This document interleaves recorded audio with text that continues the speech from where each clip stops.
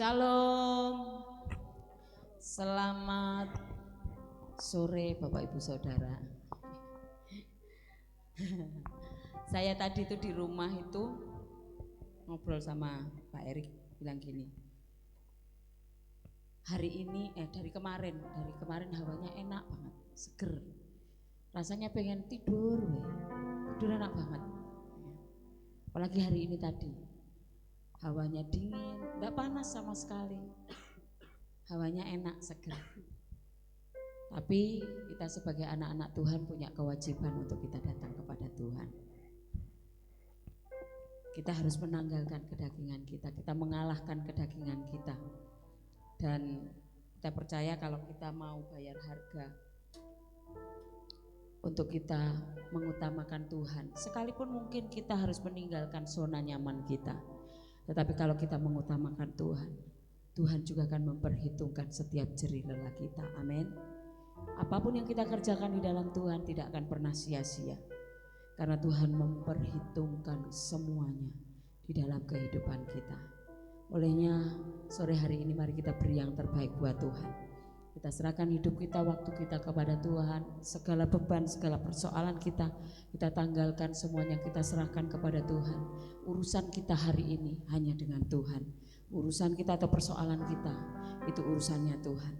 Kedatangan kita itu urusan kita dengan Tuhan. Puji Tuhan, mari sama-sama kita berdoa kepada Tuhan. Kita menyerahkan waktu kita kepada Tuhan. Bapa yang di dalam surga, kami mengucap syukur Tuhan buat hari ini. Sungguh kami mengucap syukur buat kebaikan-Mu Tuhan. Kalau hari ini kami ada sebagaimana kami ada, itu semua bukan karena kuat dan gagah kami, namun semua karena kasih karunia Tuhan yang besar atas kehidupan kami. Tuhan, kami menyerahkan seluruhnya kehidupan kami ke dalam tangan-Mu, khususnya waktu ini Tuhan. Kami rindu kami bertemu dengan Tuhan, kami mengalami Tuhan, kami mengalami kelepasan, kami mengalami pemulihan, kami mengalami kemenangan di dalam Tuhan. Olehnya Bapa, kami menyerahkan hidup kami ke dalam tangan-Mu Tuhan. Mari pimpin kami Tuhan. Dalam ibadah kami Tuhan berikan sukacita, Tuhan berikan damai sejahtera, bebaskan roh kami Tuhan untuk kami memuji menyembah Tuhan. Karena kami gak mau Tuhan kedatangan kami sia-sia, namun kami rindu, kami datang dan kami pulang berbeda Tuhan. Kami pulang sudah membawa berkat damai sejahtera sukacita daripada Tuhan. Kami berkemenangan bersama-sama dengan Tuhan. Olehnya Tuhan kami serahkan hidup kami sepenuhnya dalam tangan-Mu Tuhan. Kami percaya Tuhan Engkau besar, Engkau ajaib Tuhan. Dan kami hanya menyembah Engkau Allah yang besar, Allah yang hidup, yang kami percaya, yang menjadi pengharapan kami dan kekuatan kami. Ini waktu-Mu Tuhan, kerjakan kehendak-Mu di tengah-tengah kami, di dalam nama Tuhan Yesus. Haleluya, amin. Allah mana yang besar seperti Allah kita.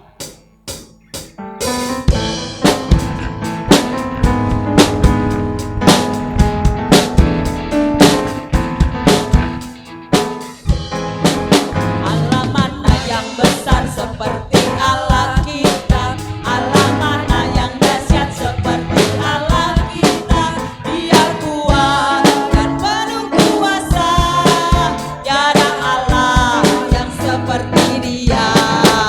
Allah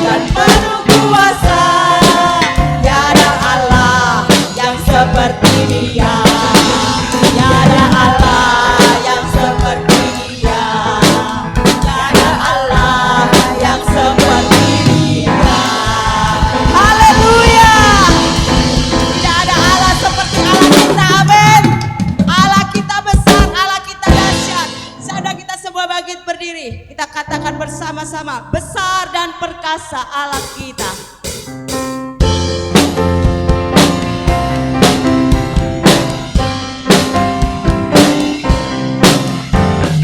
Besar dan perkasa Allah kita, besar dan dahsyat Dia. Besar dan perkasa Allah kita, besar dan dahsyat Dia. Angkatlah panjimu dan suaramu, puji Sang Raja. Besar dan perkasa Allah kita, besar dan dahsyat Dia. Besar dan perkasa Allah kita, amin Tuhan. Besar dan dahsyat Engkau dahsyat, Engkau perkasa Tuhan. Besar dan perkasa haleluya. Besar dan dahsyat Dia. Angkatlah panjimu dan suaramu, puji Sang Raja. Besar dan perkasa Allah kita, besar dan dahsyat Dia. Ku jatuh cinta padanya, tambah dan dalam dan tambah dan dalam lagi. Ku jatuh cinta padanya, tambah dan dalam dan tambah dan dalam lagi. Yesus indah dan indahlah, semakin indah. Oh, cintanya antara Allah dan aku. Ku jatuh cinta padanya, tambah dan dalam, tambah dan dalam lagi. Ku jatuh cinta padanya, haleluya. Tambah dan dalam dan tambah dan dalam lagi. Ku jatuh cinta padanya, tambah dan dalam dan tambah dan dalam lagi. Yesus indah dan indahlah, haleluya. Oh, cintanya antara Allah dan aku. Ku jatuh cinta padanya, tambah dan dalam dan tambah dan dalam lagi. Jatuh cinta padanya, tambah dan dalam dan haleluya dalam lagi. Jatuh cinta padanya, tambah dan dalam dan tambah dan dalam lagi. Yesus indah dan indahlah, semakin indah. Oh, cintanya antara Allah dan aku. Ku jatuh cinta padanya, tambah dan dalam dan tambah dan dalam lagi. Besar dan perkasa Allah kita, besar dan dahsyat Dia. Besar dan perkasa Allah kita, besar dan dahsyat Dia. Angkatlah panjimu dan suaramu, puji Sang Raja. Besar dan perkasa Allah kita, besar dan dahsyat Dia. Besar dan perkasa Allah kita, besar dan dahsyat Dia.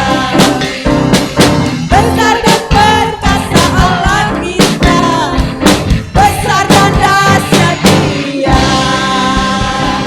Haleluya. Haleluya. Silakan duduk Bapak Ibu Saudara. Tuhan kita besar, Tuhan kita dahsyat, tetapi Tuhan kita juga sangat mengasihi kita. Dalam kedahsyatannya, dalam kebesarannya, Tuhan mau datang kepada kita. Bapak Ibu Saudara, saya ingin sharing sebentar apa yang kita dapat sementara kemarin kita Pondok Daud. Saat kita memuji, menyembah Tuhan, saya merasakan Tuhan hadir di tengah-tengah kita. Dia melawat kita. Dia ingin, dia mau supaya kita dekat dengan Dia. Pada saat kita menyembah, Tuhan hanya katakan, kuduskan umatku, sebab aku ingin melakukan sesuatu yang besar atas mereka.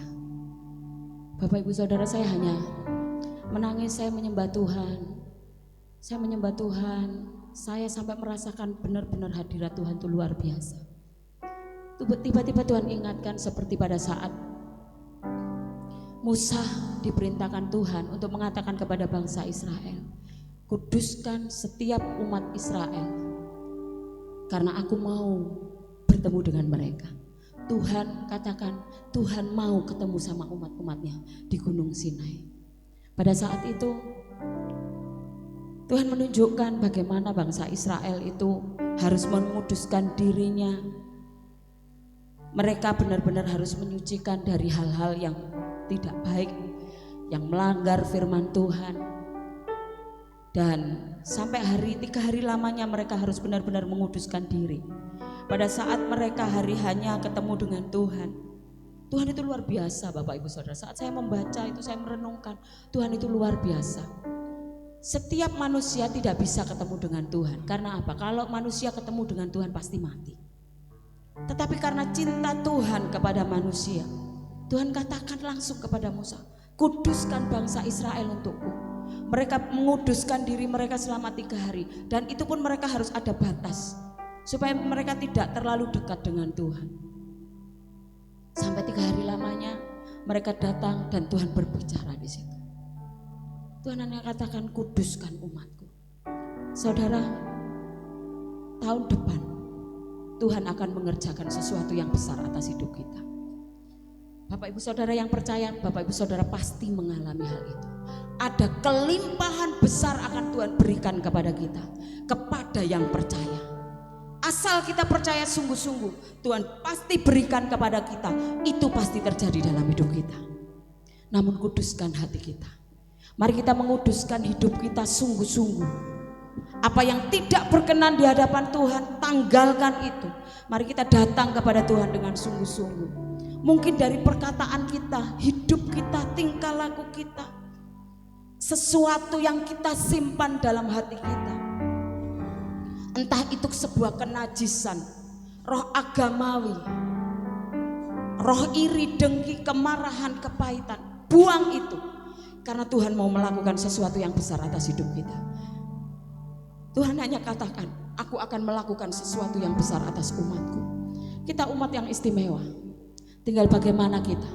Kita percaya atau tidak. Kalau kita percaya, kita lakukan apa yang Tuhan perintahkan dalam hidup kita. Buang semuanya yang najis, buang semuanya yang kotor, bersihkan hidup kita. Tuhan mau ketemu sama kita. Kalau Tuhan mau ketemu sama kita, Tuhan mau nyatakan sesuatu yang besar atas hidup kita. Pada saat saya sharing dengan Mas Yepi, karena Mas Yepi kemarin yang memimpin doa, saya tanya, kamu dapat apa Mas? Mas Yepi bilang, saya lihat ada orang datang kepada kita satu persatu, menumpang tangani, tapi enggak semua ditumpang tangani sama tangan itu. Dia hanya melihat tangan, tumpang tangan kepada beberapa orang, enggak semua. Terus apa yang kamu lakukan? Saya itu cuma nangis tok, karena dia biasa manggil saya mbok gitu. Saya cuma nangis tok, mbok. Saya nggak bisa berbuat apa-apa karena tangan itu menumpang tangani hanya beberapa jemaat. Saudara, mari kita datang hari ini, hari-hari ini. Tinggal 1 bulan lagi, 1 bulan lebih 5 hari, 6 hari. Kita tinggalkan tahun 2023. Saat akhir tahun kemarin saya mendapatkan tema ini sebagai gereja yang tidak tergoncangkan. Saya nggak tahu apa yang sedang Tuhan kerjakan tahun 2023. Tapi ternyata benar, tahun 2023 menjadi tahun di mana gereja Tuhan digoncang. Tetapi Tuhan katakan tahun depan Tuhan akan memulihkan kita. Tuhan memberikan sesuatu yang luar biasa, kelimpahan. Entah itu kelimpahan materi, kelimpahan kesehatan, kelimpahan damai, sejahtera, sukacita. Kita nggak tahu, tetapi Tuhan katakan itu bagi mereka yang percaya, mereka akan mendapat. Tetapi kuduskanlah hidup kita. Mari kita kuduskan. Tuhan katakan kuduslah kamu sebab aku kudus. Mari kita minta pembaharuan dari Tuhan kepada setiap kehidupan kita. Mari kita pandang Tuhan. Kalau Tuhan itu kudus, mari kita juga menguduskan hidup kita. Kalau kita nggak mampu untuk melakukan semuanya itu, berharap sama Tuhan, berharap berserah kepada Tuhan, pasrah. Katakan Tuhan, aku pasrah, aku berserah. I'm surrender Tuhan. Kami berserah Tuhan. Pasrah di hadapan-Mu Tuhan. Tuhan, kami mau pandang Engkau Yesus. Karena hanya Engkau yang sanggup memulihkan hidup kami. Engkau sanggup menguduskan hidup kami. Apa yang gak berkenan Tuhan, kami minta kepadamu sekarang. Kuduskan kami, tahirkan kami Tuhan, supaya hidup kami layak di hadapan-Mu, supaya kami menyenangkan hati-Mu Tuhan. Hidup kami berkenan kepadamu Tuhan. Mari Bapak Ibu Saudara, kita sungguh-sungguh datang kepada Tuhan, menyerahkan seluruh hidup kita di dalam tangan Tuhan. Biar hanya Tuhan sendiri yang berdaulat atas hidup kita. Hanya Tuhan sendiri yang memegang tangan kita, memegang hidup kita, menuntun langkah kita, supaya kita ada di dalam jalannya Tuhan. Haleluya Yesus Tuhan, haleluya, haleluya. Kami mau pandang Engkau Tuhan, karena hanya kemuliaan-Mu yang sanggup menguduskan hidup kami Tuhan Yesus. Haleluya, haleluya, haleluya, haleluya. Ku pandang kemuliaan-Mu, Imam besar maha agung.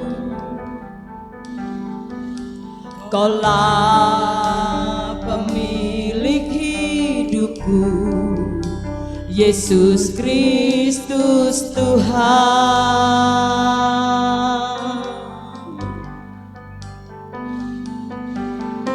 Sujud di depan tahta-Mu,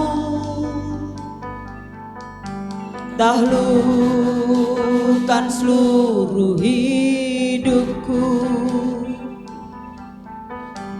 Dalam tangan-Mu penebus, Yesus Kristus Tuhan.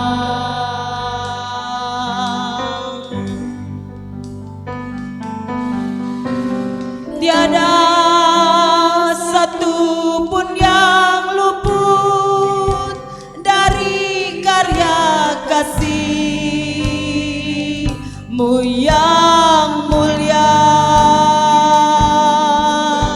Bagi-Mu segala pujian, hormat, kemuliaan.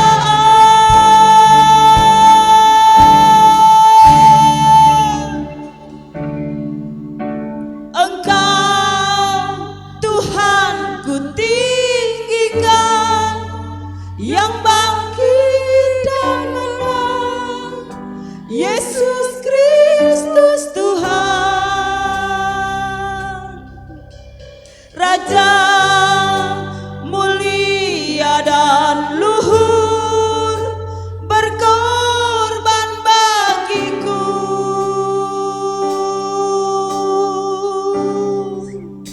Selamatkan jiwaku. Saudara, kita semua bangkit berdiri Bapak Ibu Saudara. Kita menghormati Tuhan kita. Kita mau pandang Dia sebagai Tuhan yang menyelamatkan kita. Haleluya. Ku pandang kemuliaan-Mu, Imam besar maha agung. Kaulah pemilik hidup, Yesus Kristus Tuhan.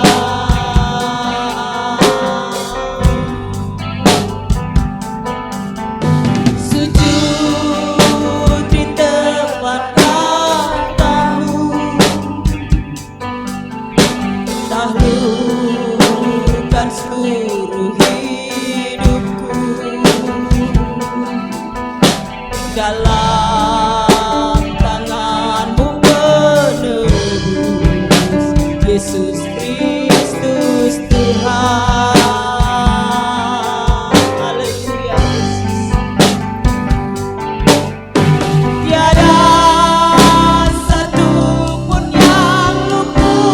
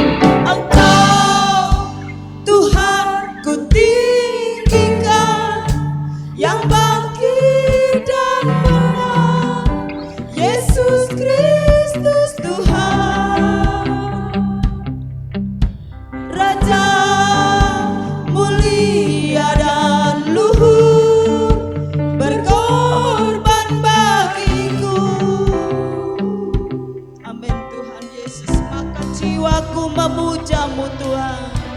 Maka jiwaku Haleluya, haleluya, haleluya, haleluya. Ora lama ya, ora lama ya, ora lama ya, ora lama ya, ora lama ya, ora lama ya, ora lama ya, ora lama ya, sikia, ora lama ya, ora lama ya, ora lama ya, ora lama ya, ora lama ya, ora lama ya, ora lama ya, ora lama ya, ora lama. Haleluya.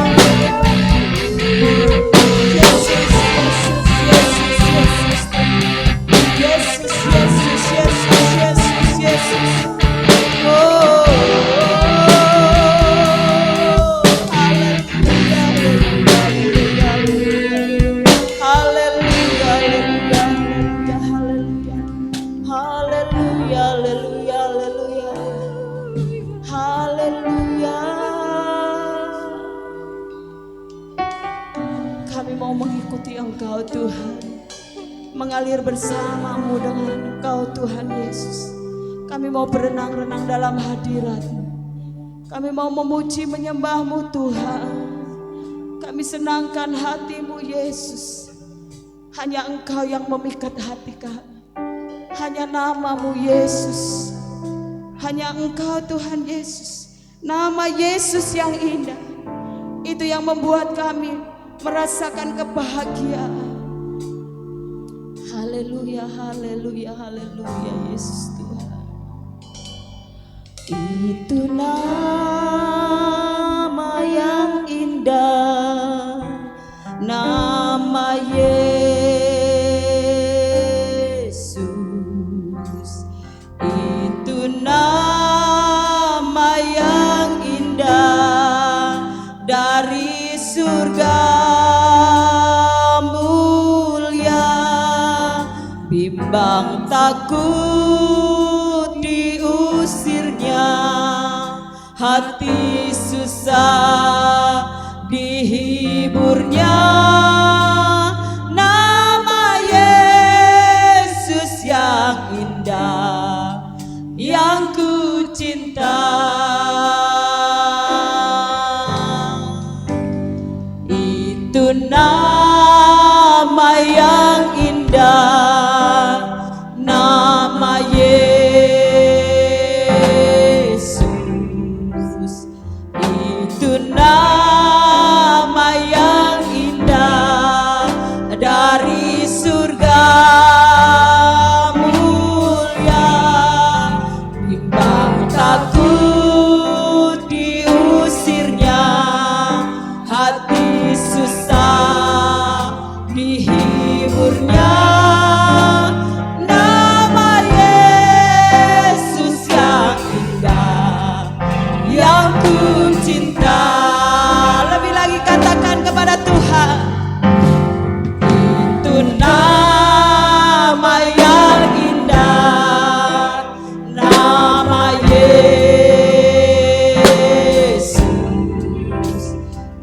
Itu nama yang indah dari surga mulia, bimbang takut diusirnya, hati susah dihiburnya. Nama Yesus yang indah, yang ku cinta. Itu nama yang indah, nama Yesus. Itu nama yang indah dari surga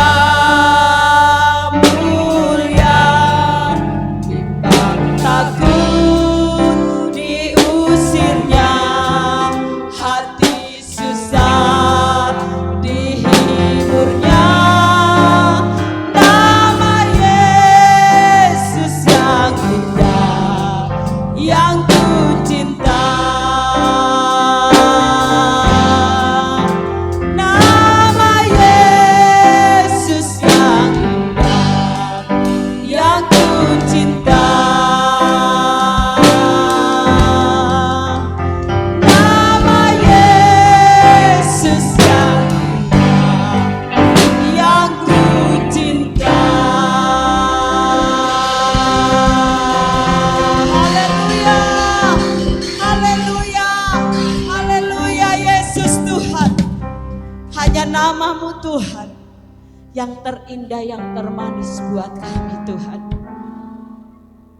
Nama Yesus yang menjadi kekuatan kami. Tidak ada lain, hanya Yesus saja yang jadi kekuatan kami. Tuhan, ini kami umat-Mu Tuhan. Kami tidak tahu apa yang akan terjadi di hari-hari yang mendatang. Namun satu nama yang memberi kekuatan kepada kami, yang membuat kami tidak takut, yang membuat kami tidak khawatir, yang membuat kami tidak bimbang. Kami yakin Tuhan, hanya nama Yesus yang memberi kekuatan kepada kami, yang memberi keselamatan kepada kami, memberi pengharapan kepada kami Tuhan. Kami percaya akan nama itu, nama Yesus, nama Yesus, nama Yesus saja, tidak ada yang lain Tuhan. Terima kasih Tuhan Yesus. Jamah hati kami Tuhan, jamah hati kami, buat kami percaya sungguh-sungguh kepada Tuhan. Firman-Mu Tuhan yang menguatkan kami. Bolehnya jamah setiap hati kami Tuhan, biar Roh-Mu bekerja di antara kami. Lawat setiap kami Tuhan, lawat kami Tuhan. Haleluya Yesus, Yesus, Yesus Tuhan. Haleluya, haleluya, haleluya.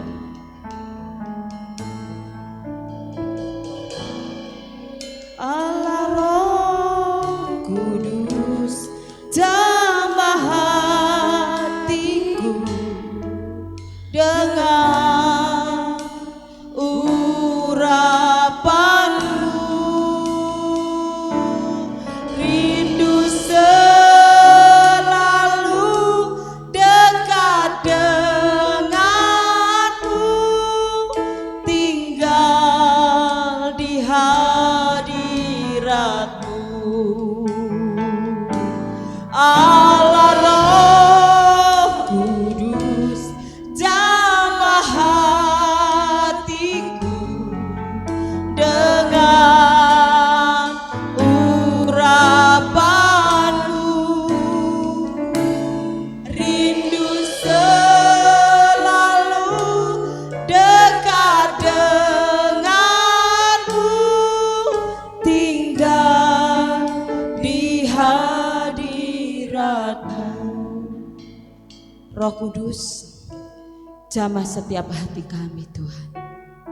Setiap kekerasan hati aku tolak, aku hancurkan dalam nama Yesus. Setiap roh yang tidak percaya kepada firman, aku tolak, aku hancurkan dalam nama Yesus. Engkau lembutkan setiap hati kami Roh Kudus. Jamah kami Roh Kudus, jamah kami Roh Kudus, jamah kami Roh Kudus. Lembutkan hati kami Tuhan, lembutkan hati kami. Kami buka hati kami untuk Engkau Roh Kudus. Haleluya, haleluya. Allah Roh Kudus, jamah hatiku dengan urapanmu,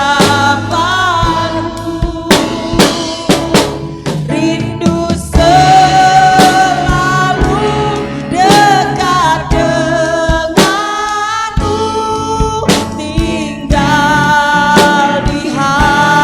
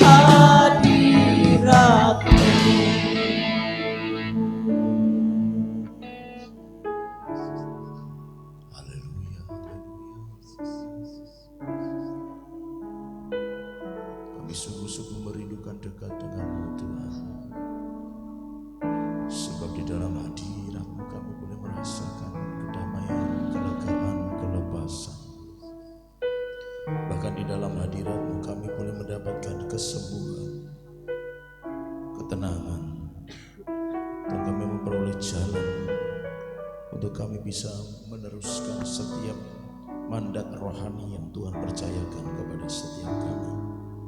Itu sebabnya Tuhan, kami mau sore hari ini Kau sungguh-sungguh terus bekerja dalam hidup kami Tuhan. Kau nyatakan isi hati-Mu bagi setiap kami, dan buat kami mengerti menangkap apa yang menjadi isi hati-Mu Tuhan. Tuhan, berbicaralah Tuhan dengan tajam, supaya kami benar-benar mengerti, memahami segala kebenaran-Mu Tuhan. Semua yang bisa menghalang-halanginya hancur dalam nama Yesus dengan darah anak domba Allah. Terima kasih Tuhan, terima kasih Tuhan, terima kasih Tuhan. Biar kuasa Roh Kudus-Mu menaungi setiap kami, sehingga kami benar-benar dimampukan untuk mengerti firman-Mu pada sore hari. Terima kasih Tuhan, terima kasih Tuhan, terima kasih. Rindu selalu dekat denganmu, tinggal di hadirat-Mu. Rindu selalu dekat denganmu, tinggal di hadirat-Mu. kedua tangan kita di hadapan Tuhan. Rindu selalu dekat denganmu, tinggal di hadirat-Mu. Rindu selalu dekat denganmu, tinggal di hadirat-Mu.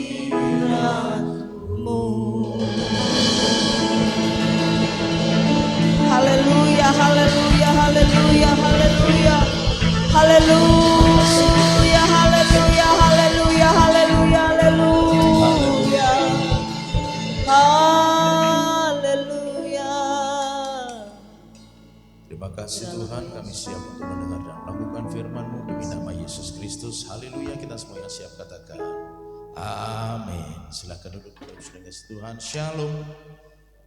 Sekali lagi shalom. Setiap kita pasti diberkati Tuhan, amin. Puji Tuhan Bapak Ibu Saudara, waktunya untuk kita sama-sama belajar firman Tuhan pada saat sore hari ini. Tadi sudah disinggung sedikit oleh Ibu Gembala untuk kita beberapa waktu ke depan ini mempersiapkan diri untuk masuk dalam masa kelimpahan yang akan Tuhan berikan dalam kehidupan kita. Tetapi asumsi kelimpahan yang Tuhan maksud bukan saja bicara tentang materi, tetapi di banyak hal, banyak sektor, banyak bidang dalam elemen kehidupan manusia ini, gitu ya Bapak Ibu Saudara. Tetapi ada hal-hal yang harus kita persiapkan terlebih dahulu sebelum memasuki itu semua, ya. Masa kelimpahan itu tidak berarti bahwa tidak ada kesusahan. Masa kelimpahan tidak berarti bahwa tidak ada masalah. Justru untuk menguji bahwa kita siap untuk dilimpahi, harus ada ujiannya, harus ada masalahnya. Katakan amin. Jadi Bapak Ibu Saudara, untuk bisa naik kelas harus ada ujian. Tanpa ujian tidak mungkin bisa dibuktikan seseorang itu layak untuk naik kelas. Tidak mungkin ada kelimpahan bila tidak ada kekurangan. Tidak ada kelimpahan bila tidak ada kesukaran. Tidak ada kemuliaan tanpa salib. Itu pengajaran Alkitab. Jadi Bapak Ibu Saudara, persiapkan untuk masuk kelimpahan, tetapi waspadai. Semua hal yang terjadi dalam hidup kita itu bisa dipakai Tuhan untuk membawa kita untuk dipersiapkan, gitu ya, secara banyak hal dalam hidup kita. Nah, oleh sebab itu Bapak Ibu Saudara, judulnya saya beri persiapkan masa kelimpahan. Kita akan membaca di dalam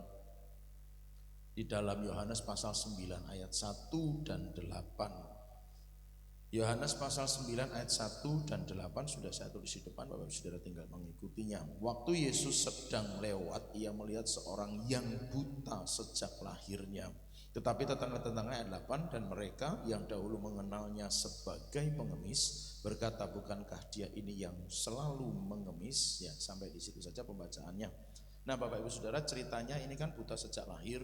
Kemudian ada murid-muridnya tanya, Tuhan ini dosanya dia atau dosa orang tuanya. Karena dalam konsep budaya zaman itu kalau ada orang terlahir cacat itu dianggap sebagai dosa, gitu ya, itu dianggap sebagai dosa.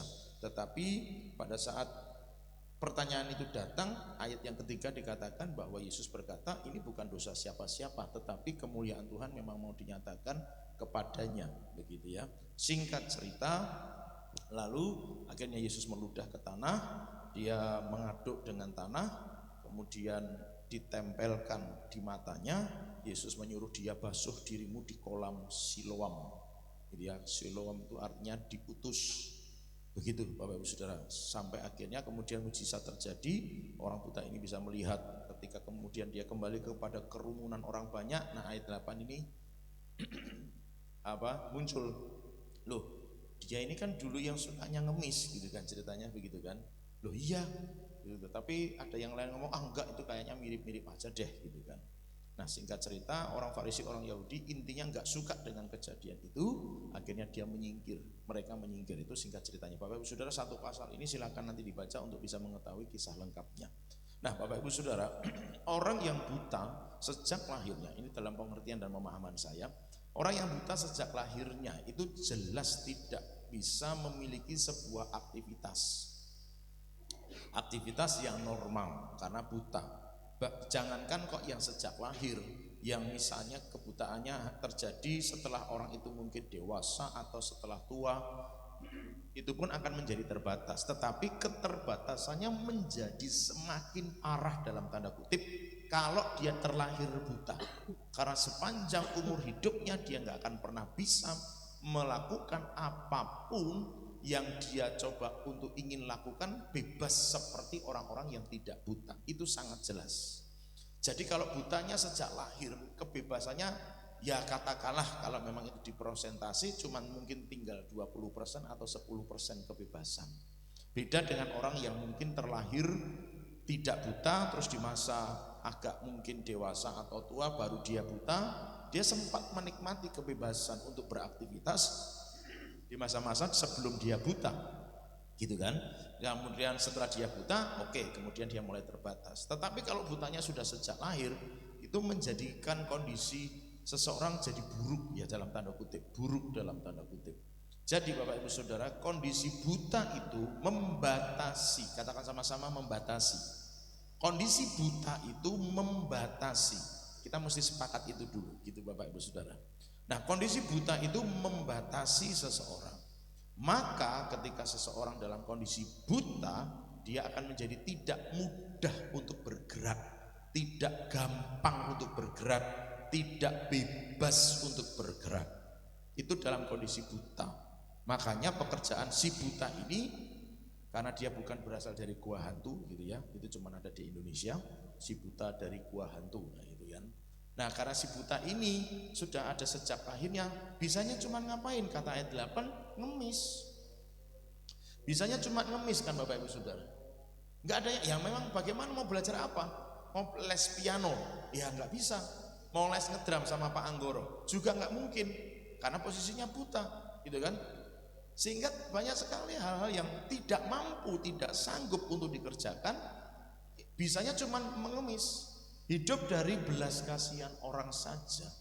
Tidak ada karya yang bisa dihasilkan oleh karena situasi kondisi si buta ini, dan pekerjaannya hanya bisa mengemis. Nah Bapak Ibu Saudara, ini yang kemudian Tuhan bicara kepada kita semua pada sore hari ini, bahwa kondisi buta itu membuat orang menjadi tidak mampu beraktivitas secara maksimal. Nah, yang dimaksud pada sore hari ini adalah kebutaan rohani, buta rohani. Kalau jasmani jelas, Bapak Ibu Saudara ada di sini, berangkat dari rumah tidak buta jasmani. Nah, tetapi kita mau belajar, ada orang-orang Kristen yang mengalami buta secara rohani. Dan kalau dia mengalami kebutaan secara rohani, jelas aktivitasnya akan menjadi terbatas, geraknya akan menjadi terbatas secara rohani. Padahal untuk kita hidup tidak tergoncangkan saja, kita membutuhkan rohani, membutuhkan hidup rohani yang mesti meningkat. Kemarin kita sudah belajar banyak hal tentang adanya iman yang harus di-upgrade. gitu kan, adanya kepercayaan yang harus ditingkatkan. Jadi Bapak Ibu Saudara, kalau mau mengalami tidak tergoncangkan, rohnya harus di-upgrade dulu, ditingkatkan dulu, begitu kan. Nah, apalagi kalau nanti menghadapi masa kelimpahan. Dulu zaman Ayub, orang itu dipatahkan dengan kemiskinan. Sekarang orang itu dipatahkan justru dengan kekayaan. Banyak orang mengejar kekayaan, banyak orang mengejar omset, banyak orang mengejar supaya dapat penghasilan yang lebih, tapi jadi lupa Tuhan. Jadi lupa tanggung jawab dan kewajibannya di hadapan Tuhan. Ke sana bisa berangkat, ke rumah ibadah tidak bisa berangkat. Padahal nanti kalau ditanya, aduh saya tidak punya waktu untuk ke situ. Tapi nyatanya bisa pergi ke tempat yang lain, Bapak Ibu Saudara yang dikasihi Tuhan. Nah, ini kondisi-kondisi yang mesti diwaspadai di masa yang akan datang. Karena Tuhan pasti akan kasih kelimpahan, tetapi justru disitulah kemudian kita harus waspada. Waktu Tuhan kasih kelimpahan buat kita, saudara akan banyak dipakai oleh Tuhan. Katakan amin. Hal-hal yang ajaib yang selama ini Bapak Ibu Saudara belum pernah alami, Tuhan akan kerjakan dalam kehidupan Bapak Ibu Saudara. Tapi hati-hati, disitulah justru jebakannya. Tapi harus, karena Tuhan janji akan ngalami itu, kita mau dikasih itu, kelimpahan itu. Nah, makanya kita akan belajar tentang kebutaan rohani. Buta rohani itu apa saja nanti dampaknya, efeknya apa Bapak Ibu Saudara. Tolong bisa dibantu. Geser aja kursornya supaya saya bisa pakai pointernya dari sini. Sudah? Oke. Ya, sudahlah. Ayat yang ketiga, mari kita lihat. Jawab Yesus, bukan dia dan bukan juga orang tuanya, tetapi karena pekerjaan-pekerjaan Allah harus dinyatakan di dalam dia. Nah, kebutaan rohani itu menyebabkan tidak mengerti kehendak Tuhan. Siapa yang tanya ini Bapak Ibu Saudara? Tadi sudah saya singgung, muridnya. Yesus menjawab, bukan karena dosa orang tuanya, bukan karena dosa dia, tetapi karena pekerjaan Tuhan harus dinyatakan di dalam dia. Kebutaan rohani itu membuat orang jadi nggak ngerti kehendak Tuhan. Kebutaan rohani itu membuat orang nggak paham firman Tuhan. Kebutaan rohani itu membuat seseorang jadi nggak mudeng dengan apa yang harus dikerjakannya. Dikira hidup itu cuma sekedar menjalani hidup secara kekristenan, pokoknya tetap agamanya Kristen sampai mati selesai. Tidak, Bapak Ibu Saudara. Bahwa ada banyak hal yang Tuhan mau kerjakan dalam kehidupan orang percaya. Salah satunya yang jelas sekali tertulis dalam Alkitab adalah usahakan kesejahteraan kota. Untuk mensejahterakan kota bagaimana? Ya harus mengerti kehendak Tuhan apa yang harus dilakukan dan dikerjakan. Masing-masing kota juga memiliki kebutuhan yang berbeda untuk disejahterakan. Lalu pemulihan Pondok Daud itu kemarin sudah saya singgung. Hal perjanjian lama satu-satunya dalam perjanjian lama yang mau dipulihkan Tuhan di akhir zaman. Kisah Rasul 15, Pondok Daud. Harus bagaimana? Maka Bapak Ibu Saudara yang dikasihi Tuhan, kebutaan rohani itu membuat orang jadi nggak ngerti. Loh, ini bukan karena ini dan itu, tetapi mau pekerjaan Tuhan harus dinyatakan. Tapi kenapa murid-muridnya menjadi tidak paham? Ya, karena mereka tidak buta rohani, mereka tidak buta jasmani, tapi mereka buta rohani. Saudara bisa bayangkan orang yang bergaul dengan Yesus sekian lamanya, nggak ngerti bahwa kemuliaan Tuhan harus dinyatakan, bahwa pekerjaan Tuhan harus dikerjakan, bahwa pekerjaan Tuhan harus terlaksana. Itu sebabnya Bapak Ibu Saudara mesti belajar paham. Kalau ada kebenaran-kebenaran yang kita nggak paham, mungkin saja kita sedang mengalami yang namanya kebutaan rohani. Diajak bicara soal pelayanan nggak mudeng, diajak bicara soal pekerjaan Tuhan nggak paham, diajak bicara soal bagaimana mengembangkan pelayanan, mikirnya cuman duniawi semata-mata, mikirnya cuman untung rugi semata-mata. Padahal bicara pekerjaan Tuhan, gereja Tuhan, usahakan kesejahteraan kota, selalu bicara tentang iman. Katakan sama-sama, iman. Nggak bisa bicara soal 5 roti 2 ikan hanya bisa untuk 7 orang, enggak bisa. harus bisa berpikir. Itu cirinya orang yang tidak buta rohani. Kalau diajak ngomong 5 roti 2 ikan untuk 5.000, aku percaya itu pasti terjadi. Tapi kalau orang buta rohani diajak ngomong 5 roti 2 ikan untuk 5.000, wah Pak, susah itu Pak. Nggak bisa jalan itu nanti. Duitnya dari mana? 5.000 orang loh. Bantu doa Bapak Ibu Saudara supaya kami semakin jelas memahami.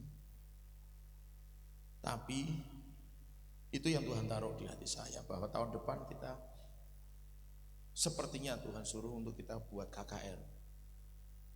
Gitu ya. Nah, KKR-nya itu entah yang itu yang belum saya dapat, untuk diri kita sendiri atau memang untuk gereja Tuhan. Kalau nanti Tuhan suruhnya untuk gereja Tuhan, berarti kan kita mesti sediakan konsumsi buat mereka. Jumlahnya berapa? Ya terserah, Tuhan suruh kita kumpulin berapa orang. Bayangkan kalau Tuhan suruh kita kumpulin sak kecamatan Karanganyar 500 sampai 1.000 orang. Berarti kita harus sediakan makan untuk 1.000 orang. 5 roti 2 ikan harus berjalan di sana, katakan amin. Kelimpahan, karena memang Tuhan kasih kelimpahan. Gitu ya, kelimpahan. Tuhan gerakan saya untuk kita mungkin harus selesaikan revival worship di tahun depan. Masih ada 5 kecamatan yang belum kita garap. PR kita sejak pandemi, sebelum pandemi sudah berhenti, sampai pandemi sampai sekarang belum lagi berjalan. Padahal Tuhan taruh di hati saya itu kita harus mengerjakan revival worship itu nanti terus berkesinambungan, tidak boleh berhenti, karena api pujian penyembahan tidak boleh berhenti. Sementara kemarin itu di tiap kecamatan nanti dibagi menjadi 3 kawedanan. Menurut kisah perjalanan geografis Karanganyar itu 3 kawedanan. 3 kawedanan itu bisa terdiri dari 4-5 kecamatan dalam satu kawedanan.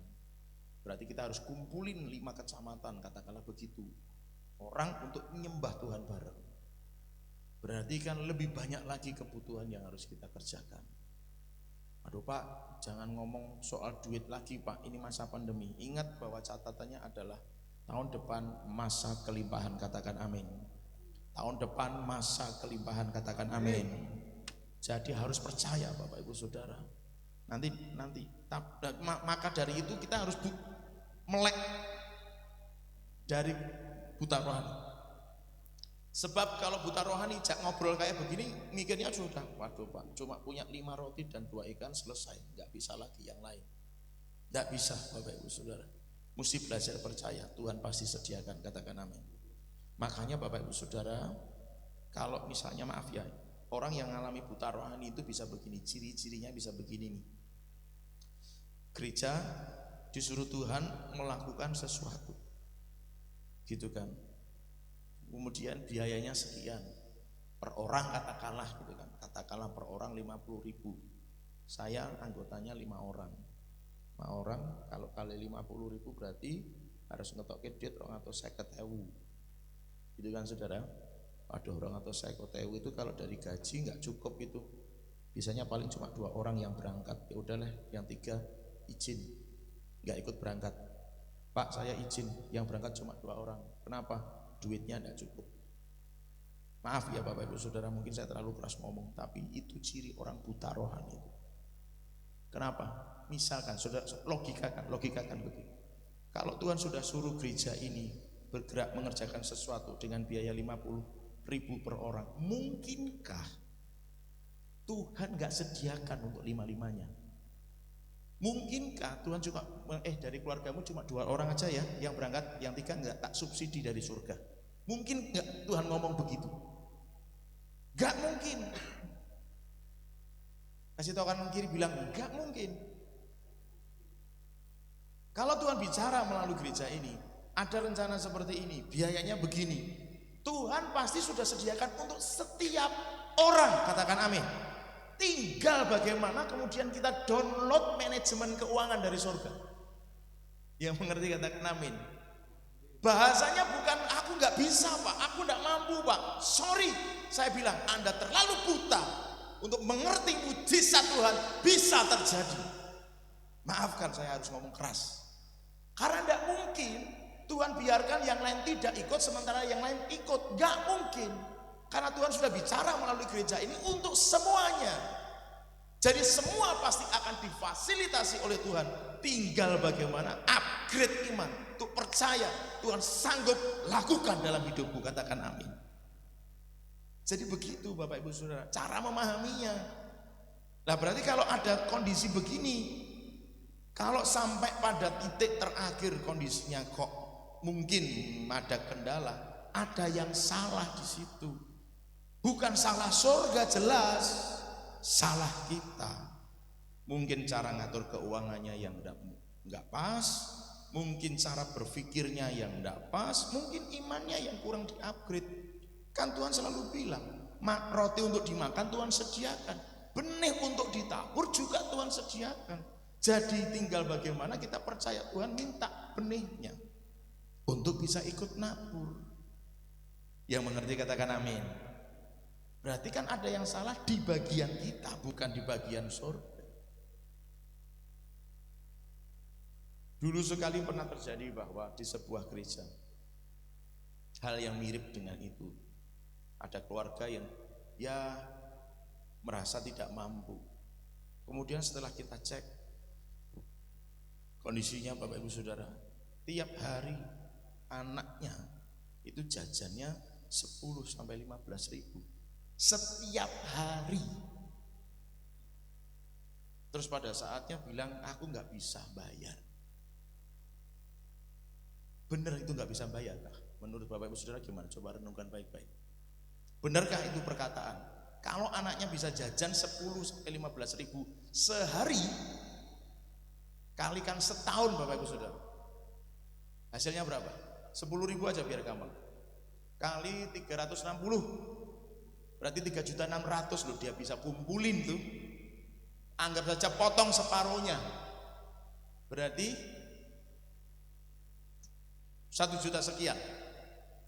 Cukup enggak bayar 5 orang dalam satu keluarga 1 juta itu? Kalau 50-an ribu bisa. Berarti kan tinggal manajemennya kan.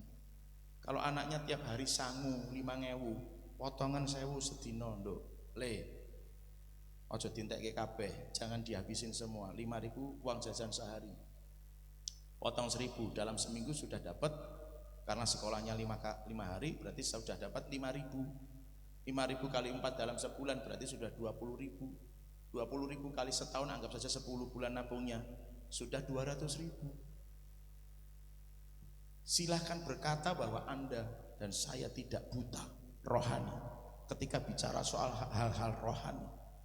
Kalau konsep manajemennya jelas, cara mikirnya benar, pasti bisa. Katakan amin. Kasih tahu kanan kiri, katakan pasti bisa. Jadi soal nggak bisa itu dari mana? Ayo, soal yang nggak bisa dari mana? Mari kita mulai kalkulasi perhitungannya. Ayo kita kupas satu persatu. Pasti ada bagian-bagian yang bisa kok saudara kita sisihkan. Oke, jatah makannya 20.000 sehari misalnya, begitu kan saudara. Itu lauknya pakai ayam gitu kan. Oh bukan ayam, daging ayam maksudnya.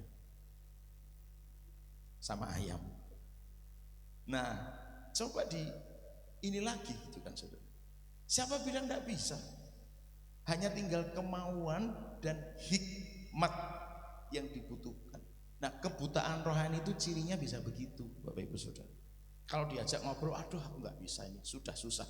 Belum melangkah, belum berjalan, sudah bilang nggak mungkin, nggak bisa, susah dan lain sebagainya. Ini ciri orang yang mengalami kebutaan rohani. Nggak ngerti kehendak Tuhan itu seperti apa. Nggak paham nggak kehendak Tuhan itu seperti apa. Jadi Bapak Ibu Saudara harus mengerti. Maksudnya gini, harus menyadari, oh kalau aku seperti ini berarti aku mengalami kebutaan rohani. Aku butuh jamahan Tuhan untuk mencelekkan mata rohani itu. Yang sepakat katakan amin. Yang kedua Bapak Ibu Saudara, ciri buta rohani itu ayat 18. Dampak. Tetapi orang-orang Yahudi itu tidak percaya bahwa tadinya ia buta dan baru dapat melihat lagi sampai mereka memanggil orang tuanya. Jadi Si orang-orang Yahudi ini beda lagi kelompok orang berarti gitu kan. Yang pertama tadi itu adalah murid-muridnya, nggak ngerti kehendak Tuhan. Nah ini ada orang yang lihat, orang Yahudi ngelihat nih mujizat. Perhatikan ayatnya jelas ngomongnya gitu kan, bahwa dia nggak percaya ada orang buta ini sudah melihat loh ini. Tapi mereka nggak percaya sampai harus butuh panggil orang tuanya. Reneo, ini bener anakmu ini? Loh ya bener Pak. Kok bisa melek? Loh ya nggak tahu Pak. Nanti Bapak Ibu Saudara baca. Gini Bapak Ibu Saudara, orang Yahudi dalam konteks cerita ini ngancem sampai ada orang berani ngomong Yesus Mesias, tak usir. Kira-kira mirip siapa itu Saudara? Ada orang ngomong Yesus adalah Mesias, usir, hancurkan, sikat, boikot, gitu kan Saudara ya toh? Itu orang Yahudi, ceritanya begitu di Alkitab. Makanya orang tuanya waktu dipanggil, bener nih anak kalian, ya bener lah Pak. Kok bisa melek? Ya tanyain sendiri lah Pak, dia sudah gede. Karena kalau dia ngomong, dia disembuhin oleh Mesias. Dia khawatir, orang tuanya khawatir akan diusir, dikucilkan. Tanyain dia aja Pak, dia udah gede. Tapi yang jelas ayatnya bilang mereka tidak percaya. Buta rohani walau sudah melihat kenyataan ditolong Tuhan, dijamah Tuhan, mengalami lawatan Tuhan, dapat kesembuhan dari Tuhan, mengalami banyak hal dari Tuhan, tetap namanya nggak percaya. Ini buta rohani. Mungkin bahasanya bukannya tidak percaya, tapi perhatikan baik-baik Bapak Ibu Saudara. Kadang-kadang muncul kalimat seperti yang mau saya katakan. Muncul kalimat begini, iya sih Pak, tapi, nah kalau udah begini itu artinya nggak percaya. Coba kasih tahu kanan kiri, nek ngono kuwi jenenge ra percaya. Kalau gitu itu namanya nggak percaya. Ya sih, nah kalau udah pakai kata sih itu buat saya ragu. Apalagi ada kata tapi, ya sih Pak, tapi ya, gitu. Itu nggak percaya. Buat saya loh ya saudara. Tapi saya ajak saudara untuk bisa belajar ngerti. Kalau orang buta rohani itu artinya nggak percaya. Kalau percaya itu ciri orang yang percaya itu ya tinggal ya kok Bapak Ibu Saudara. Tinggal ya, jawabannya cuma ya, siap percaya, itu percaya. Tapi kalau ragu, mikirnya kebanyakan. Orang yang buta rohani itu tidak percaya, walau sudah melihat, ngerasain ditolong Tuhan, ngerasain dapat mujizat dari Tuhan, ngerasain jamahan Tuhan, tetap tidak percaya. Ini bahaya. Padahal jelas-jelas sudah ditolong Tuhan. Makanya Alkitab menulis dalam Perjanjian Lama seringkali ada kalimat begini. Kenapa orang Israel dibawa Tuhan lewat jalan sana? Supaya mereka tidak berkata ini karena aku, ini karena kemampuanku. Makanya dibuatlah mereka itu mengalami banyak hal. Supaya mereka bisa berkata ini karena Tuhan, ini karena Dia saja. Ini karena anugerahnya saja, ini karena pertolongannya saja, ini karena kemurahannya saja. Bapak Ibu Saudara, ayo belajar melihat semua itu karya Tuhan, katakan amin. Semua itu anugerah Tuhan, katakan amin. Jadi saya berharap Bapak Ibu Saudara, yuk percaya. Kita ini sudah ditolong Tuhan loh, gitu kan. Kita ini sudah ditolong Tuhan, pasti ada berapa banyak sih yang tidak pernah ngerasain ditolong Tuhan, coba. Tidak perlu angkat tangan, tapi coba renungkan dalam hati. Berapa banyak sih yang di antara kita yang tidak pernah ditolong Tuhan? Saya percaya setiap kita pasti pernah ditolong Tuhan. Entah bentuknya bagaimana, spektakuler atau tidak, tapi intinya kita pernah ditolong Tuhan. Nah, Bapak Ibu Saudara yang dikasihi Tuhan, kalau orang yang buta rohani itu nggak percaya, 5 roti 2 ikan bisa untuk 5.000, nggak percaya.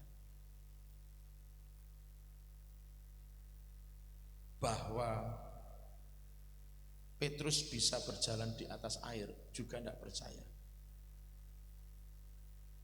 Bahwa perempuan pendarahan 12 tahun bisa sembuh seketika hanya dengan jumpai Yesus, enggak percaya bahwa air dalam tempayan pembasuhan kaki berubah jadi air anggur, tidak akan percaya. Ada banyak ketidakpercayaan yang bisa muncul dalam diri seseorang kalau dia mengalami kebutaan rohani. Ayo toh rajin ke gereja, ayo toh ikut berdoa, ayo toh kita rajin persekutuan. Karena dari Tuhanlah pertolongan kita, berkat kita. Gak berangkat, kenapa? Gak percaya. Gak percaya.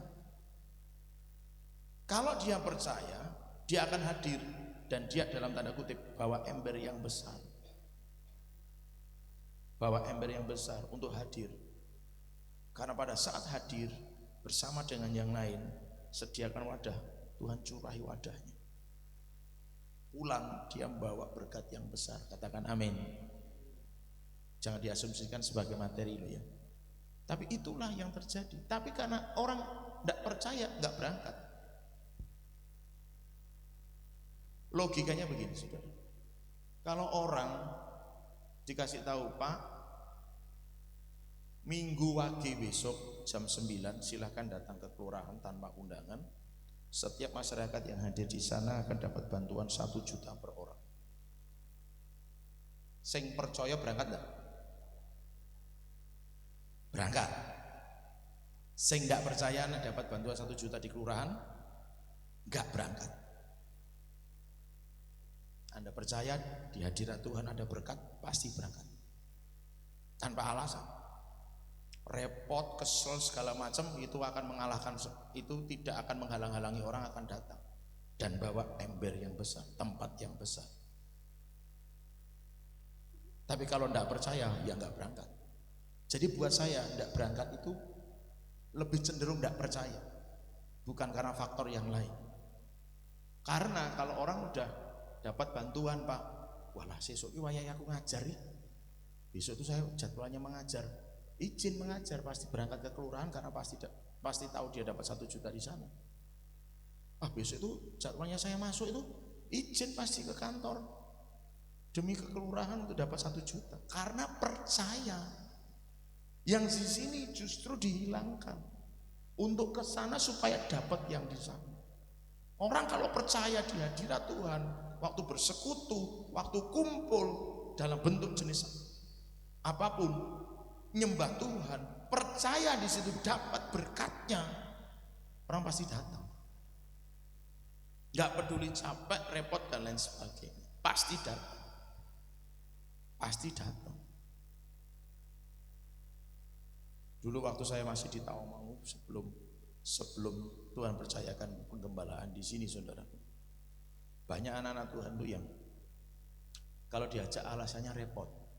Ayo Pak datang ini, datang itu. Ayo Bu datang ini, datang itu. Aduh maaf, saya tuh pulang kerja tuh sudah sore, udah capek dan lain sebagainya. Oh iya.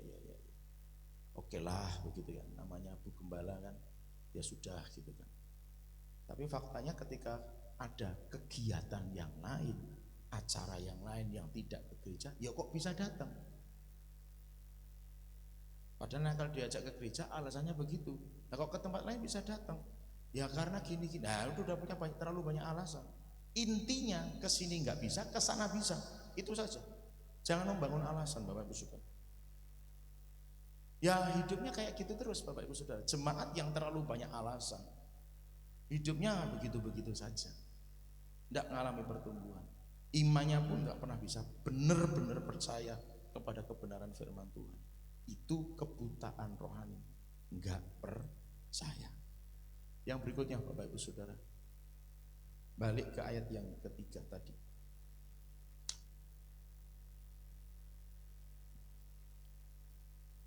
Jawab Yesus, bukan dia dan bukan juga orang tuanya, tetapi saya salah nulis.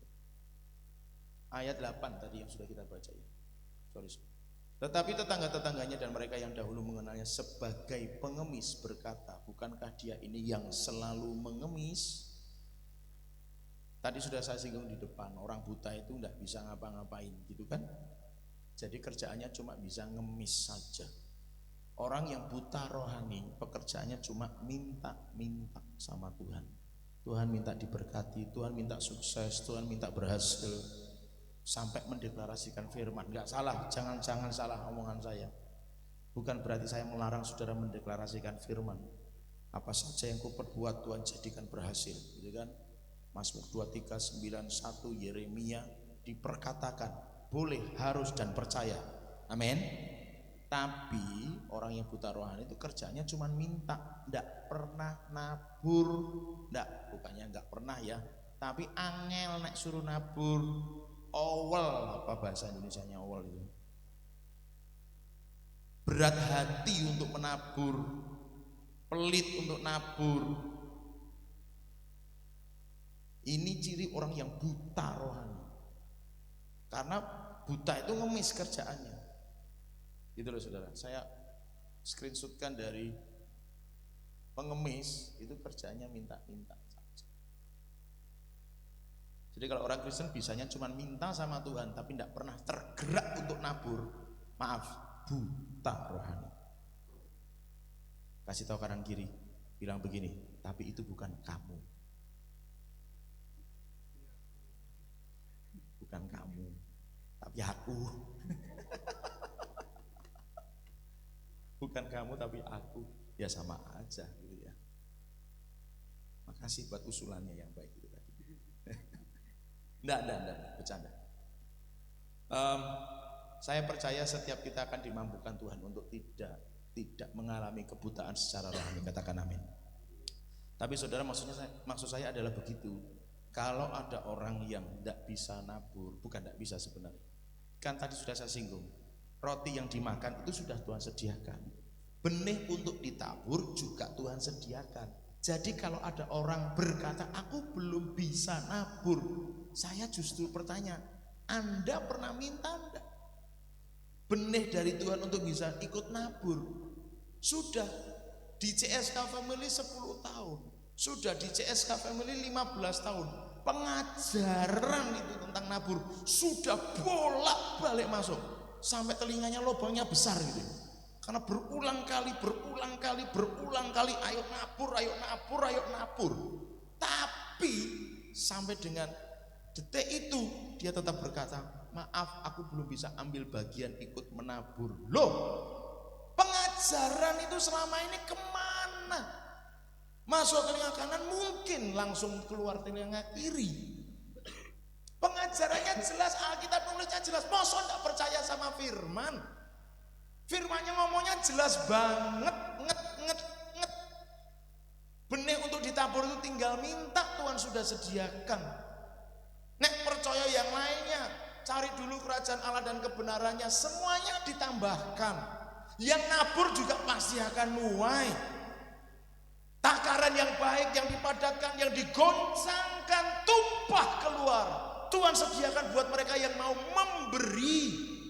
Sudah begitu banyak kebenaran. Kemana itu semua?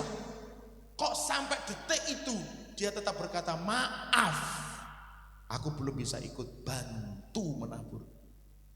Saya kan jadi heran. Rumahnya saja bagus, fasilitasnya beda dengan teman-teman yang lain. Lalu kok nggak bisa nabur? Justru itu saya pertanyakan, jangan-jangan orang ini ngalami kebutaan. Karena bisanya cuma minta berkat dari Tuhan, tapi tidak pernah bisa tergerak untuk menabur, Bapak Ibu Saudara. Dia mungkin buta rohani. Ayo menyadari, Bapak Ibu, maaf ya. Ini harus memang benul. Benar dan betul jadinya benul. Maaf. Harus benar-benar muncul dalam sebuah kesadaran. Harus benar-benar muncul sebuah kesadaran. Oh iya, berarti aku ini buta rohani. Soalnya aku sampai hari ini belum tergerak untuk ikut nabur. Aku beralasan untuk tidak menabur, ikut menabur. Jadi Bapak Ibu Saudara, betul bahwa saya selalu mengajarkan menabur itu kan gak hanya dalam bentuk materi, keuangan misalnya, atau yang lain, materi yang lain, dalam bentuk pikiran, tenaga, perhatian misalnya gitu kan. Tapi bener enggak? Misalnya, maaf, bagi seorang Erik, Tuhan hanya menyediakan taburan dalam bentuk tenaga, dan si Erik tidak pernah bisa nabur dalam bentuk uang. Mungkinkah itu Tuhan lakukan pada si Erik? Menurut saudara bagaimana? Menurut saya tidak. Karena Tuhan itu komprehensif. Tuhan itu menyeluruh kalau memberkati. Roh, jiwa, tubuh diberkati Tuhan. Katakan amin. Maka sekalipun di awal si Erik hanya bisa nabur dalam bentuk tenaga, tapi dengan iman dan percayanya si Erik bisa juga Tuhan pakai nabur dalam bentuk keuangan. Jadi tidak mungkin ikut Tuhan sudah 10, 15, 30, 50 tahun kok tidak bisa menabur dalam segala hal. Itu bohong. Maafkan kalau saya mungkin terlalu berbahasa kasar. Tapi tidak mungkin saudara. Kecuali sampai dengan 50 tahun yang akan datang si Erik tidak pernah bisa punya duit. Tuhan izinkan tidak pernah punya duit. Catat itu kalimatnya, tidak pernah punya duit. Maka si Erik tidak akan pernah bisa ikut nabur dalam bentuk materi, keuangan. Mungkinkah ada orang Kristen hari ini tidak punya duit? Sama sekali. Halo? Pasti punya. Persoalannya nek jajane 10.000 dintekke kabeh. Persoalannya di situ. 10.000 yang Tuhan kasih tiap hari untuk si Erik dibuat jajan, habis semuanya. Coba si Erik tadi cuman makan 9.000-nya, 1.000-nya ditabung. Bisa ndak ikut nabur? Bisa. Kasih tahu kanan kiri, katakan Anda bisa. Jadi bagaimana nanti supaya kita bisa berkelimpahan? Manajemen keuangannya harus benar, Bapak Ibu Saudara.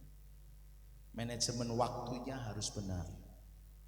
Saya tuh bolak-balik kalau anak saya pamit, "Pak, aku pengen les, Pak, aku mau ikut ekskul dan lain sebagainya." Saya selalu ngomong begini, tenagamu nyampe enggak kalau kamu ikut segala macam kegiatan?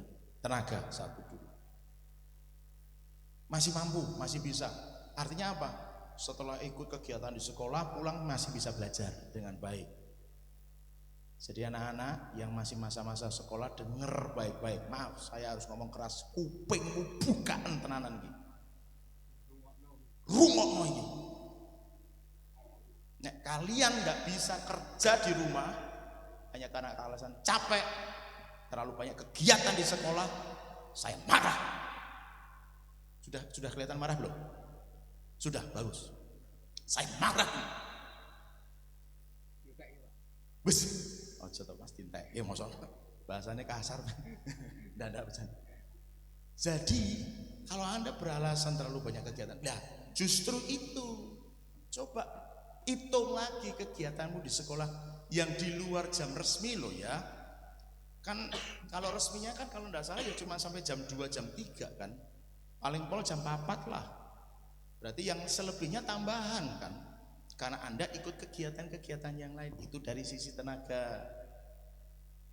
Pak, ayo ikut jogger atau yang lainnya lah, yang sudah lebih dewasa, bukan jogger aja. WPIS, kaum pria, sekolah minggu. Waduh Pak, lesnya itu loh Pak, waduh sudah capek, tidak bisa ikut kegiatan. Nah, manajemen waktunya harus diperhitungkan. Buru, ben pinter, buru harus hebat, buru yang ini luar biasa, tenaganya buat Tuhan sudah tidak punya.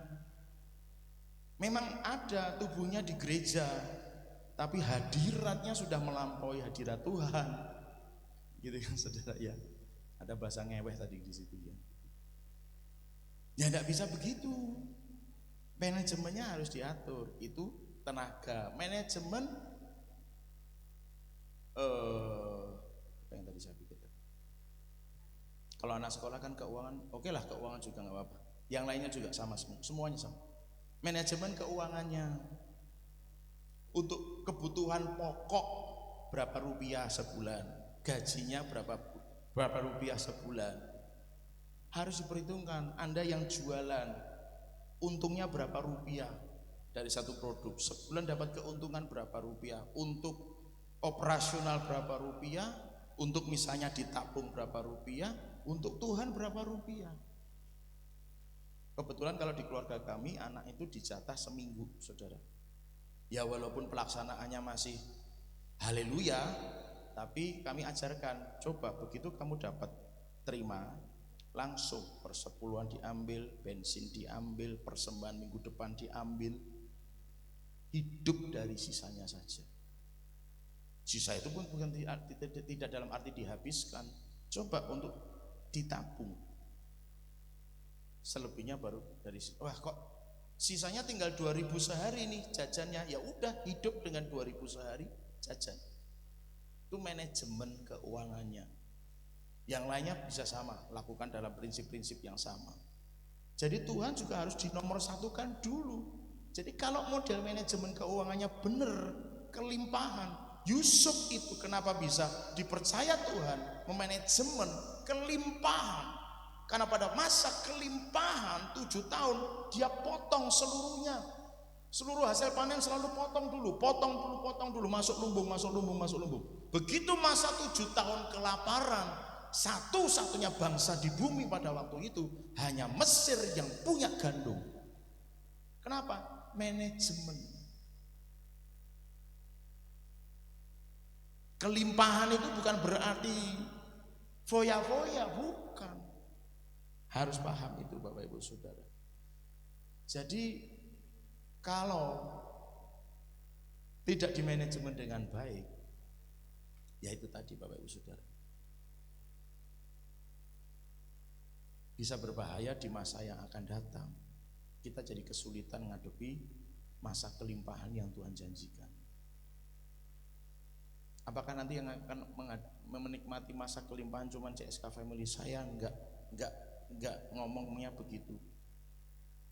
Tapi yang Tuhan taruh buat kita untuk tahun akan datang adalah masa kelimpahan. Tapi mulai diberesin dulu dalam sisi kebutaannya.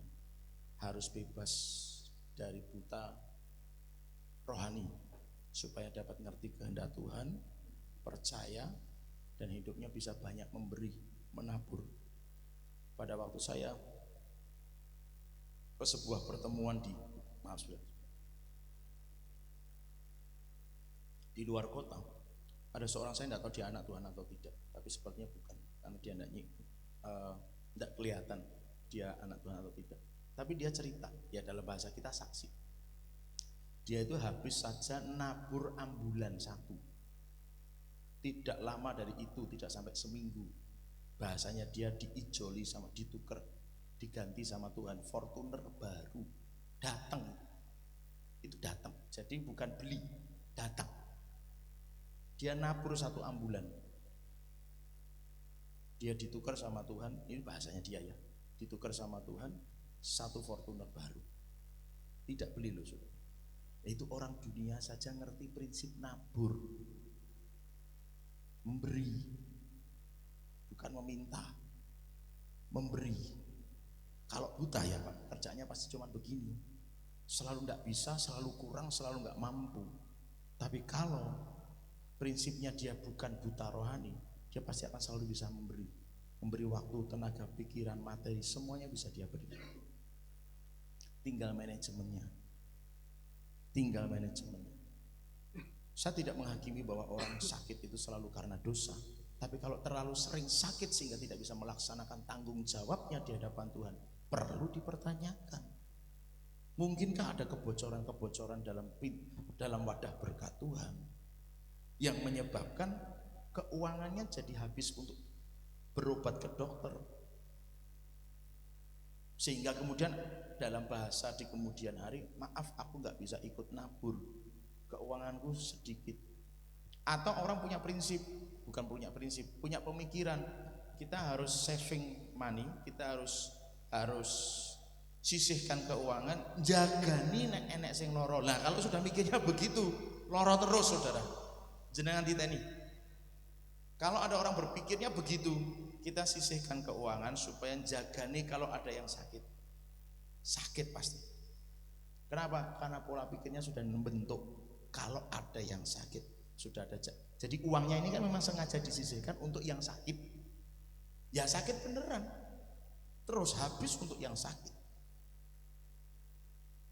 Coba kalau ngomongnya, ya sudah kita tabung supaya kita bisa menabur, kita bisa memberi.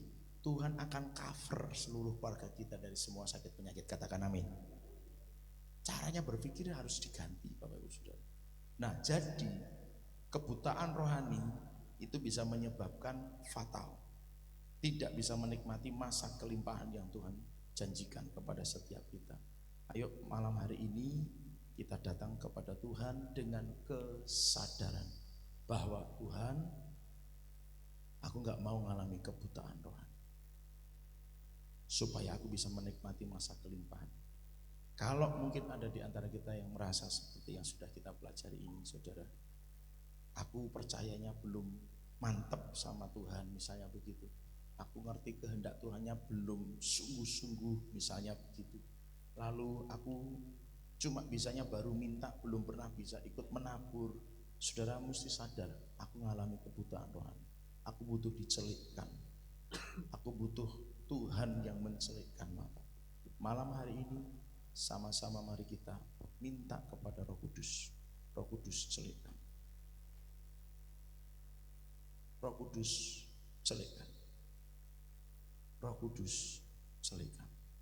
Mari sama-sama kita datang pada Tuhan.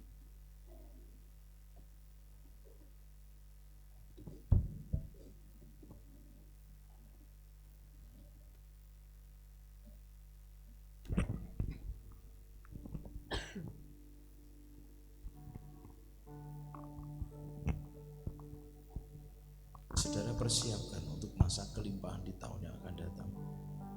Sekali lagi tidak bicara materi saja, tapi banyak hal. Namun tidak mungkin ada kelimpahan tanpa penderitaan, tanpa kekurangan. Supaya kita bisa disebut berkelimpahan, selalu ada bahan pembanding. Orang nggak bisa disebut sehat kalau nggak pernah mengalami sakit. Dalam bahasa Alkitab, kemuliaan itu selalu disertai dengan salib. Yesus tidak pernah bisa diberikan karunia nama di atas segala nama, kata kitab Filipi, bila Yesus tidak pernah menghadapi salib. Jadi segala berkat, segala anugerah itu harus selalu didahului dengan penderitaan aniaya. Tapi percayalah Bapak Ibu Saudara, bahwa semuanya pasti akan jadi dalam anugerah Tuhan. Orang Israel setelah masuk Kanaan tidak akan mungkin menikmati negeri yang limpah susu dan madu kalau mereka tidak nyangkul tanah mereka lebih dulu. Penderitaan itu, kalau saya boleh pakai istilah saya, kesengsaraan itu namanya. Keringat yang harus bercucuran, mungkin juga air mata yang bisa menetes. Tapi setelah mereka mau menabur, mereka mau mencangkul tanah itu, mereka menikmati negeri yang berlimpah dengan susu dan madu. Masa kelimpahan yang Tuhan janjikan untuk kita tahun yang akan datang tidak berarti tanpa ujian, tantangan, cobaan dan seterusnya, melainkan justru disitulah pijakan yang Tuhan sediakan untuk kita bisa mengalami masa kelimpahan. Hari ini setiap kita yang mungkin belum menyadari atas kebutaan rohani yang mungkin terjadi. Saya tidak mengatakan semuanya mengalami kebutaan rohani, enggak. Tapi bagi Bapak Ibu Saudara yang mungkin sebenarnya sedang mengalami kebutaan rohani, tapi belum ngerti, belum sadar bahwa dirinya mengalami itu, mari buka hati saja buat Tuhan dan biarkan Tuhan yang akan memberitahukan kepada kita. Kita mengalami apa sekarang?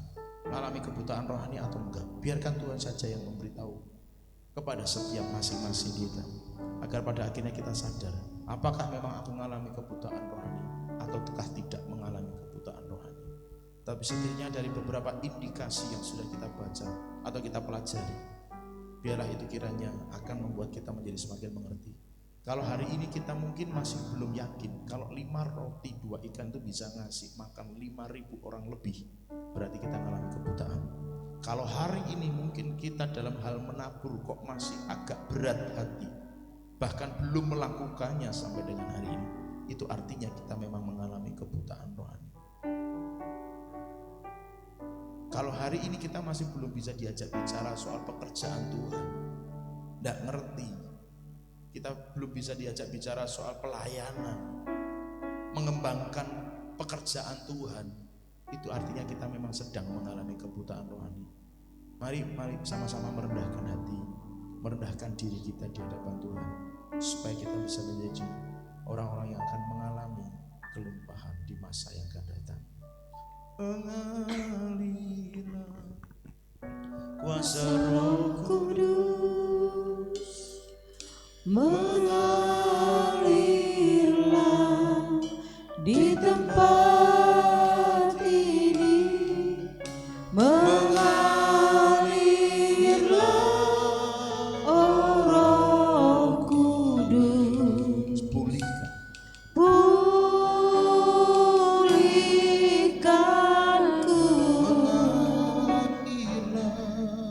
mengalirlah sambil mari buka hati kuasa Roh Kudus, izinkan Tuhan mengerjakan hati kita, izinkan Roh Kudus mengerjakan hidup kita, di sehingga kita dicelipkan dari kebutaan rohani. Percaya saudara, malam hari ini buat setiap kita yang sungguh-sungguh yakin Tuhan bisa kerjakan itu, pasti akan mengalami pencelikan mata rohani. Mari katakan bersama, bagaikan tanah kering. Bagaikan tanah kering yang merindukan air,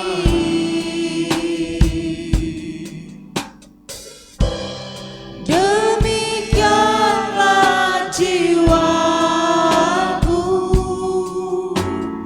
haus akan Engkau. Ku rindu selalu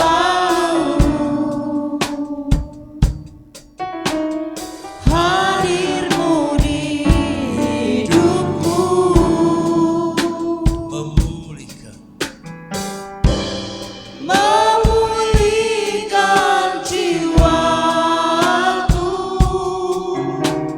hapuskan air mataku, mengalirlah kuasa Roh Kudus, mengalirlah di tempat ini, mengalirlah oh Roh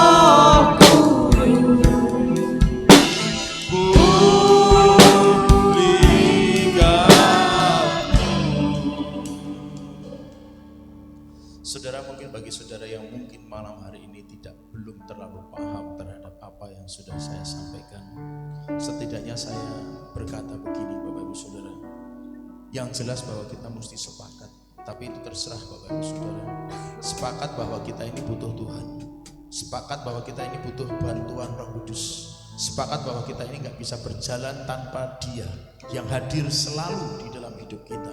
Maka malam hari ini, buat Bapak Ibu Saudara yang mengerti atau belum kebenaran firman, tapi setidaknya hari ini sepakat sama-sama bahwa Tuhan, aku butuh Engkau, aku butuh Engkau yang hadir dalam hidupku, dan aku perlu Engkau untuk memimpin langkah-langkahku. Bapak Ibu Saudara yang berkata seperti itu dalam hatinya, mari undang Tuhan untuk hadir, mari undang Tuhan untuk masuk lebih lagi dan bekerja berkarya lebih lagi. Mari minta Dia lagi untuk berkarya dalam setiap kehidupan kita. Olehnya Bapak Ibu Saudara yang sungguh-sungguh bahwa setiap kita yang berkeputusan, aku mau Tuhan Engkau menuntun hidupku, aku mau Tuhan Engkau tinggal dalam hidupku, aku mau Tuhan Engkau yang memimpin langkah-langkahku, aku mau Tuhan Engkau yang berjalan di depanku, dan aku mengikuti setiap petunjuk-petunjuk-Mu. Buat Bapak Ibu Saudara yang berkeputusan demikian, saya undang bisa bangkit berdiri di hadapan Tuhan dengan hati yang terbuka, dan supaya Tuhan bekerja dalam hidup kita saat malam hari ini. Mengalirlah, mengalirlah kuasa Roh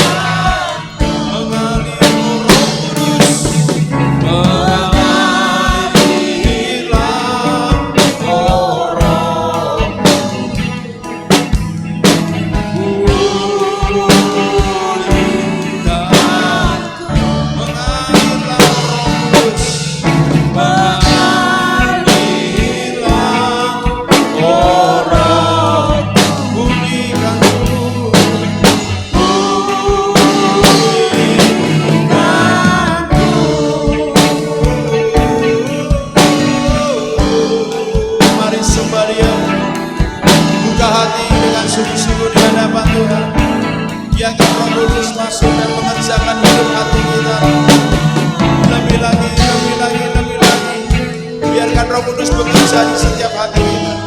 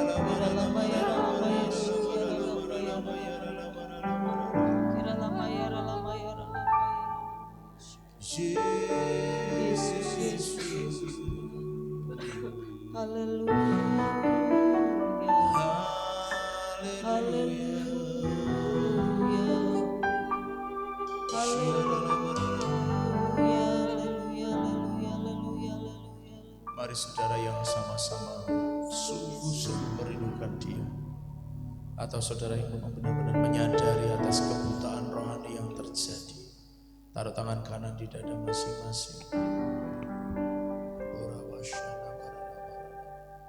Percayai Roh Kudusnya menjamah setiap kita, mencelingkan setiap kita.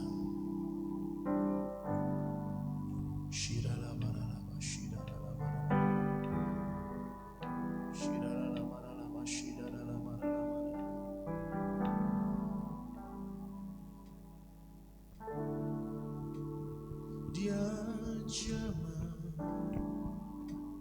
Segenap hidupku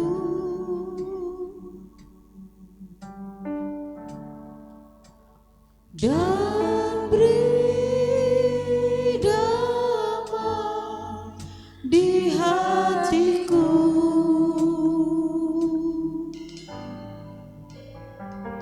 Semua telah berubah dan aku tahu Yesus jamah ku jadi baru. Mari berdoa dengan pujian ini sama-sama kepada Tuhan. Dia jamah, Dia jamah. Mari ya Tuhan, setiap kebutaan yang mungkin terjadi di antara kami malam hari ini, dalam anugerah, kasih dan kemurahan Tuhan yang besar, selingkan dalam nama Yesus. Tidak ada lagi kebutaan rohani yang terjadi. Tidak ada lagi kebutaan rohani yang terjadi. Tidak ada ada lagi kebutaan rohani yang terjadi, melainkan setiap kami dicelingkan demi nama Yesus, sehingga kami dapat mengerti kehendak Tuhan. Kami percaya dan kami akan mampu memberi Tuhan yang terbaik bagi Engkau.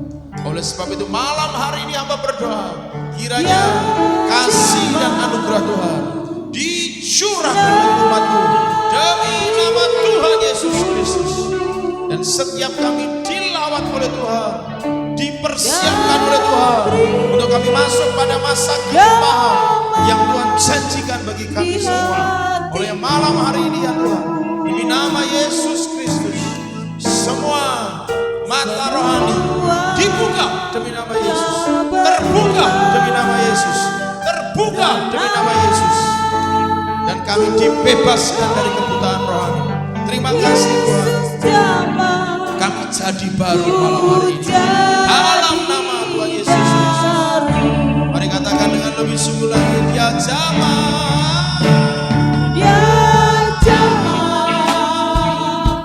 senam hidupku,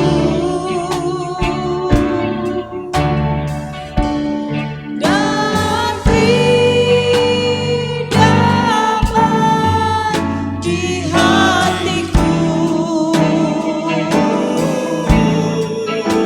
Semua telah berubah dan aku tahu Yesus jamah ku jadi baru. sekali lagi dengan lebih sungguh-sungguh, mari katakan kepada Tuhan, Dia jamah, Dia jamah senam hidupku,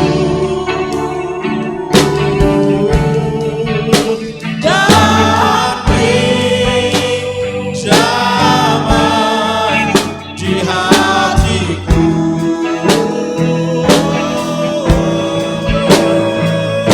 Semua telah berubah dan Meteraikan ya Tuhan dengan darah dan domba Allah, setiap kami terjadi, tergenapi, termeterai demi nama Tuhan Yesus. Semua telah berubah.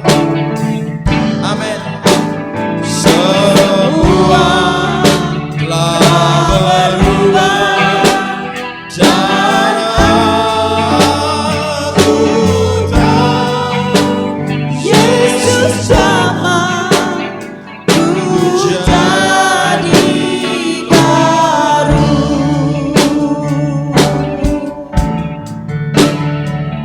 Semua telah berubah dan aku tahu Yesus jamah ku jadi baru.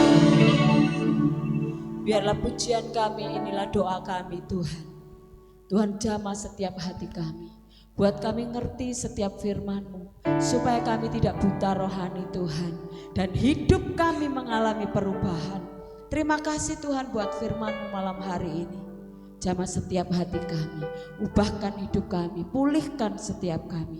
Di dalam nama Tuhan Yesus Kristus kami mengucap syukur. Haleluya. Amin.